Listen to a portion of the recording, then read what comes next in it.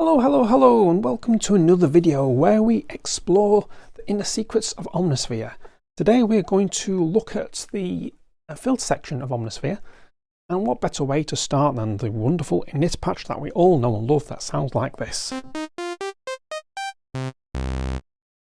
It won't sound like that when we finish with it, but that's how it starts.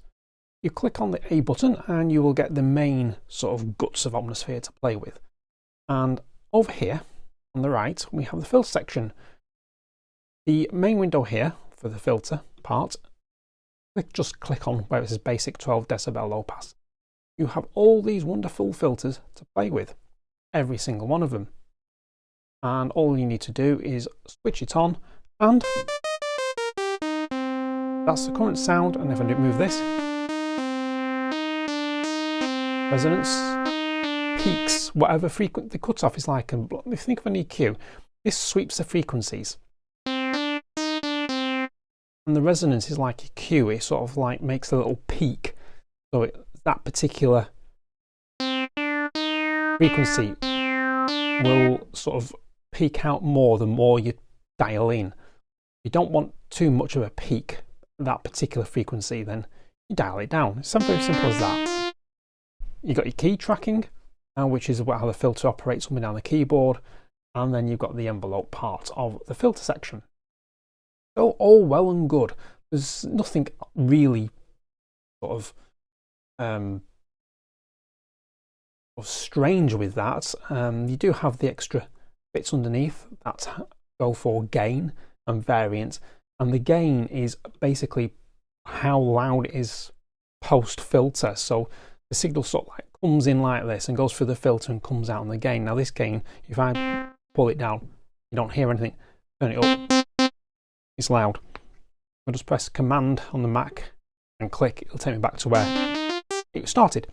We then have the variant, which is like a pan, but is very more pronounced than a pan, because if a little bit goes a long way. You know what I mean?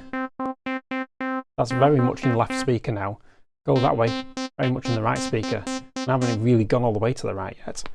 Again, Command click. Well, that's the filter section. That's it, done, finished. Now, it wouldn't be much of a video if we don't go any further. More astute of you may have noticed that next to filter there's like a little plus with a magnifying glass. Click on that and you get a fantastic set of parameters to play with, and this is where things get really, really interesting. First of all, the filter section can run in what they call series or parallel. Now in series, what happens is the audio comes in, hits filter 1, does what it needs to do in here, goes over filter 2, does what it needs to do there, and then comes back out. That's how series works.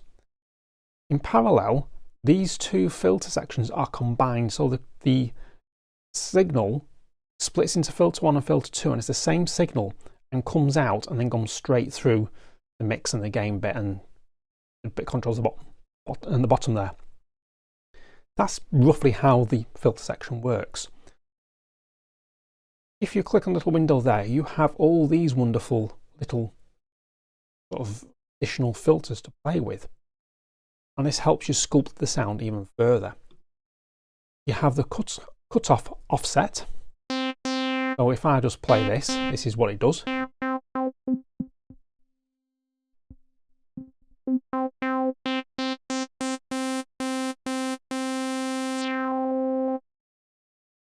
So that alters how the cutoff works for the filter. And you can modulate that just by right clicking and modulate. You then have the resonance offset again. Get more whistly sound. More of a whistly type effect to it. And then you've got the variance offset, which pans it left and right, as we heard earlier. And the same happens on filter 2, so you can switch that on and combine the two filters. Say we'll have let's go for a different metal pipe. So on its own.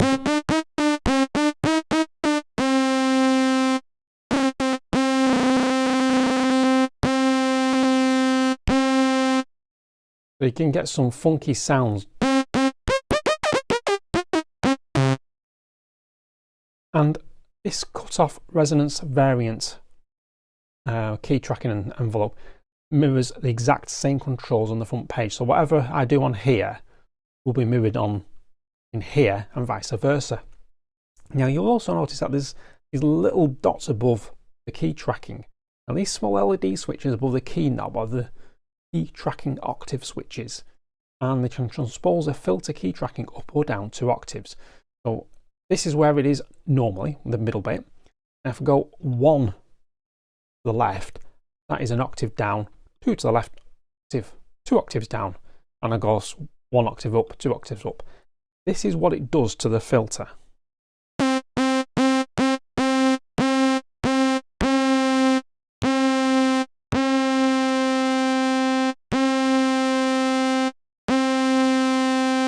make a bit more pronounced for you.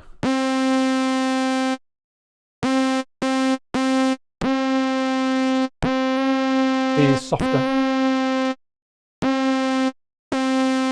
It just adds a bit more sound to it. Now this key tracking works really well with resonator and metal pipe filters, so that's why I chose the metal pipe.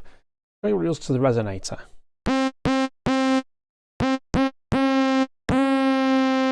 Sort of like a pitch offset there.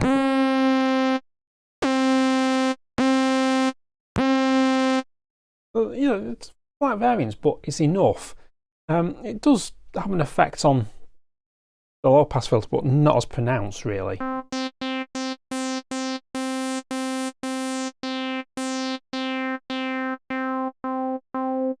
Make it, see how it, the higher up the octave you go, the duller it sounds. So again, all this you can modulate. So you've got another way of sculpting your sound here. Well, let's have a bit of fun here. Let's put these in parallel. And we've got a low pass on the left. Let's put, say, high pass juicy 12 decibel. So this is what it sounds like at the moment. Now I'm going to offset the cutoff slightly. High pass.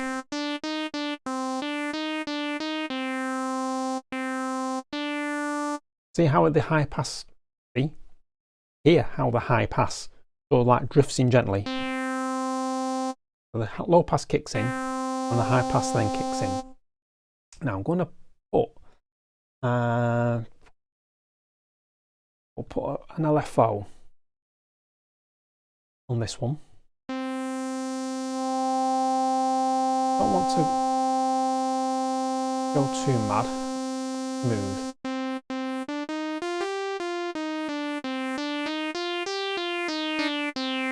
I'll do nicely.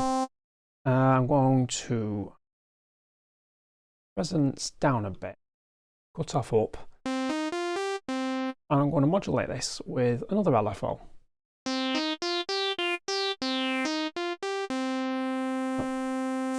Make it unipolar. Turn it down a bit. Depth.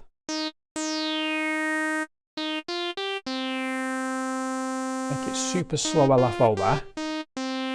And then I'm going to modulate the resonance on the high pass filter with exactly the same as the right. So all you need to do there is literally right click on it, modulate.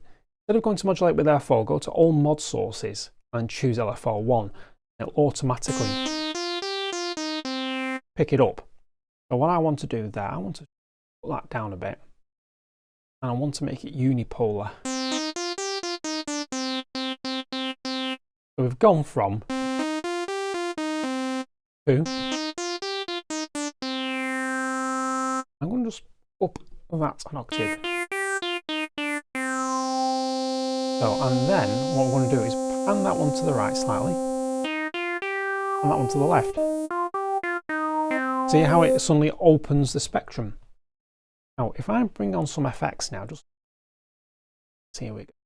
We'll have BPM delay. That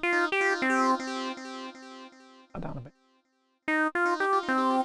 Perfect. If I go into modulation and I want analog chorus, I don't like an 80s effect. It so happens to be an 80s chorus effect. And how I got there was once I've loaded it up, little down arrows, click on that. You get a load of presets to play with. Now that gives me a nice 80s chorusy sound. I want some reverb on there. Proverb. And I want a room simulation, so bright percussive room. Now when I go back to this, I am going to make it more of a pluck. So all I do is go to filter, bring the depths down, bring the release down. That's too much reverb. Right down. There you go.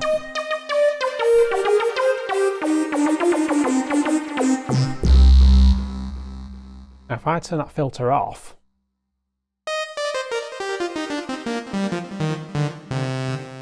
that's where we are, well, where we would have started with just those effects, but with a modified filter,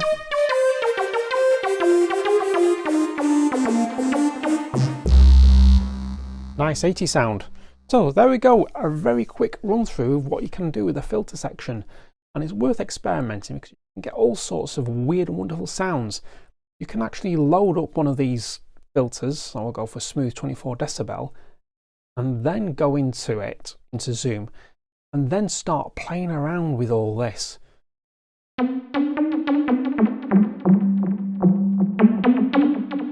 I just go for speciality filters.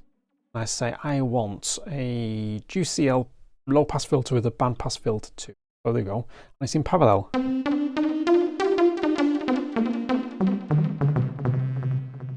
There we go. And you can start playing around with this now and say, right, I want more cutoff.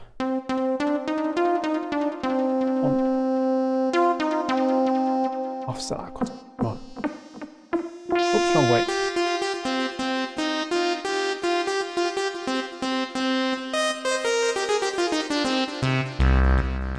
There we go. This is what the filter section can do to your sound. If you enjoy this video, remember to give it a thumbs up, and if you haven't done already, please subscribe to the channel.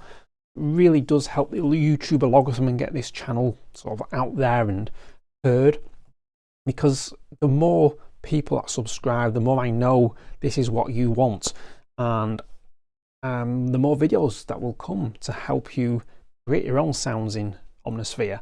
So thank you for watching, and I will catch you in the next one.